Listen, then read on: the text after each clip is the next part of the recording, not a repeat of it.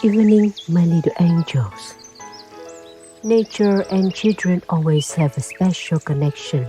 Kids love and are curious about nature charmingly and energetically. However, as society progresses, especially for children living in urban areas, finding and experiencing nature becomes increasingly difficult.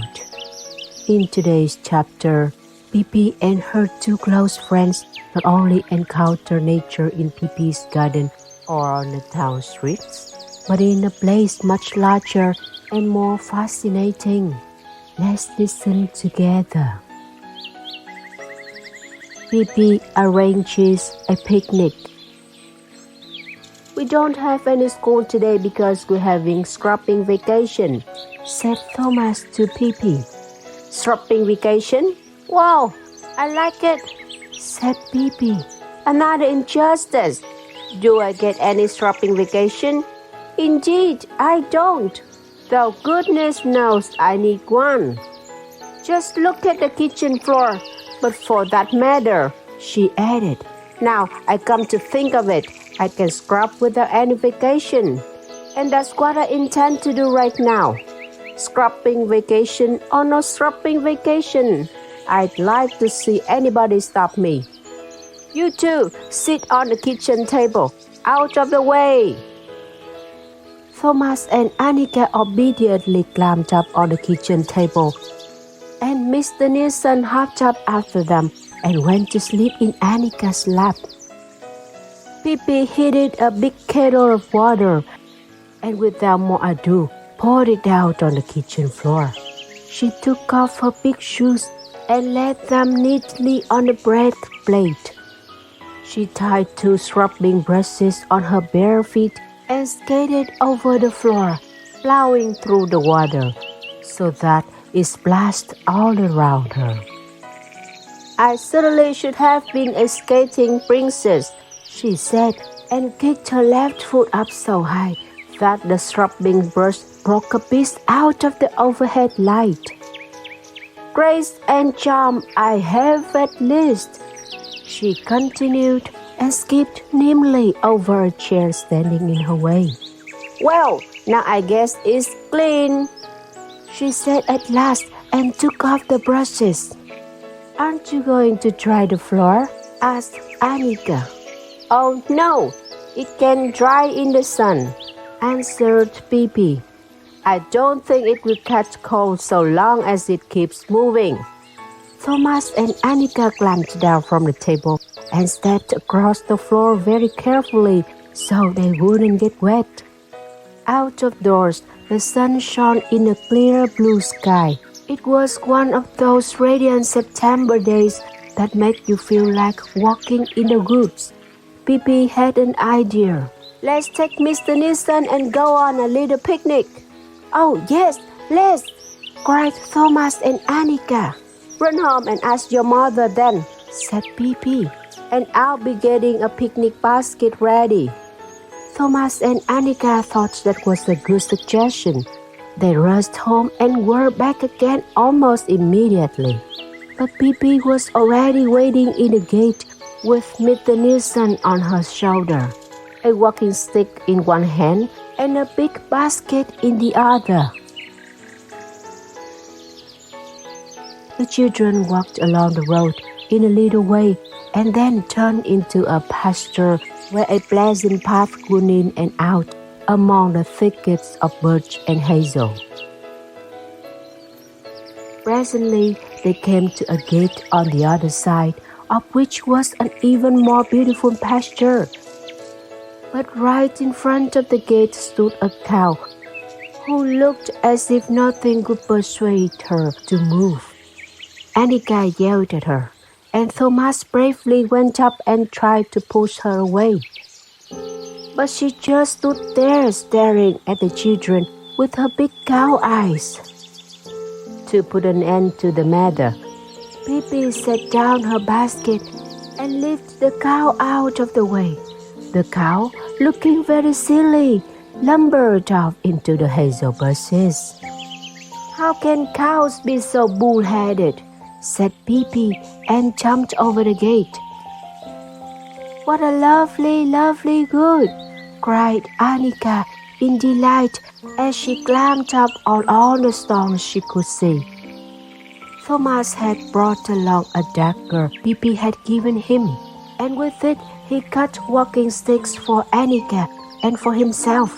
He cut his thumb a little too, but that didn't matter. "Maybe we ought to pick some mushrooms," said Pippi, and she broke off a pretty rosy one.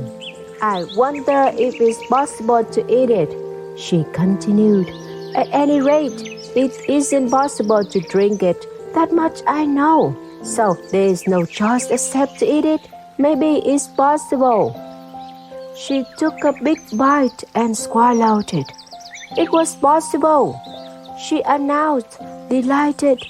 "Yes, Siri, we'll certainly do the rest of this sometime," she said, and threw it high over the treetops. "What have you got in your basket?" asked Annika.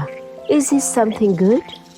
"I wouldn't tell you for $1,000, said Pippi. "First, we must find a good picnic spot." The children eagerly began to look for such a place.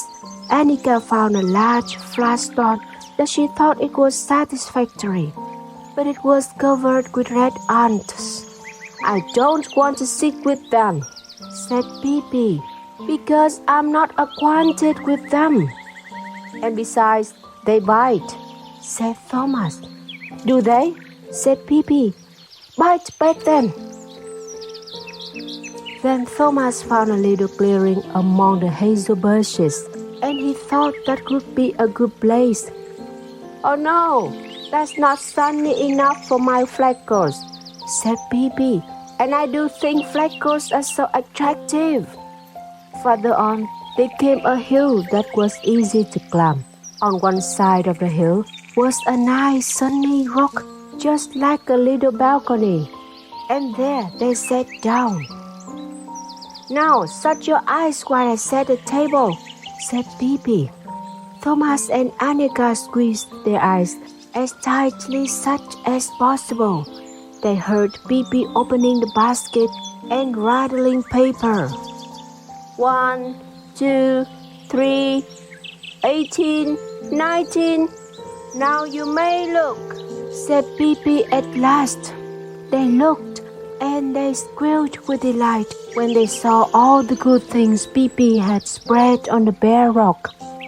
There were good sandwiches with meatballs and ham, a whole pile of sugar pancakes, several little brown sausages, and 3 pineapple puddings.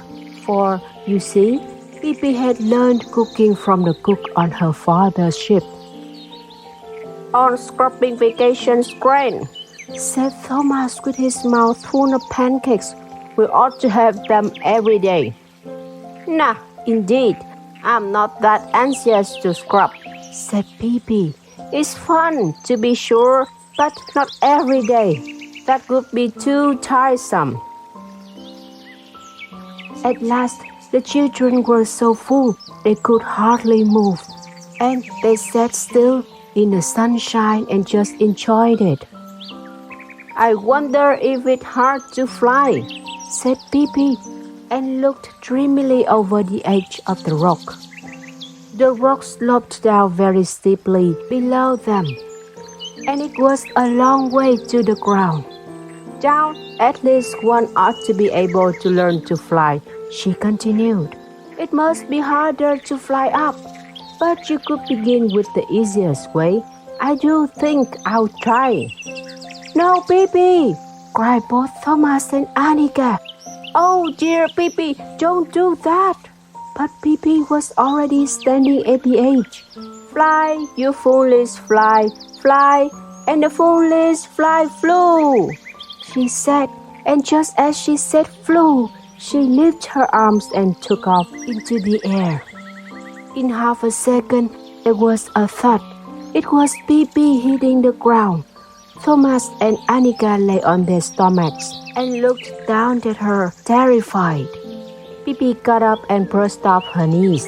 I forgot to flap, she said joyfully, and I guess I had too many pancakes in my stomach.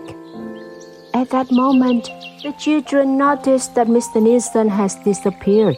He had evidently gone off in a little expedition of his own.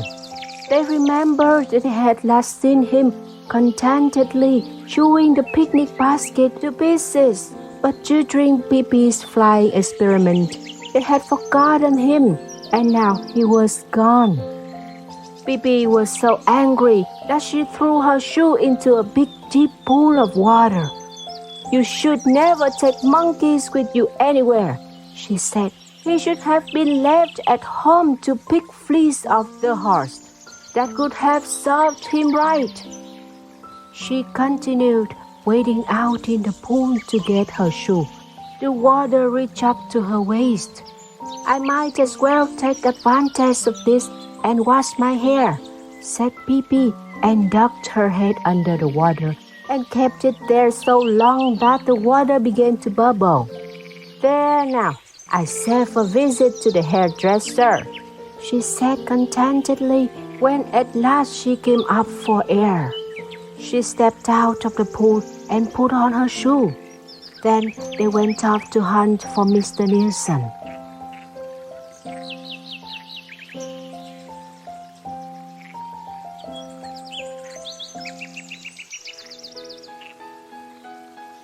Surprises never end when it comes to stories with Pippi. The search for Mr. Nilsson will continue in the next part. I wish my little angels a good night's sleep. I kiss you long on your forehead. See you, Pippi and her friends, in the next Pippi story time.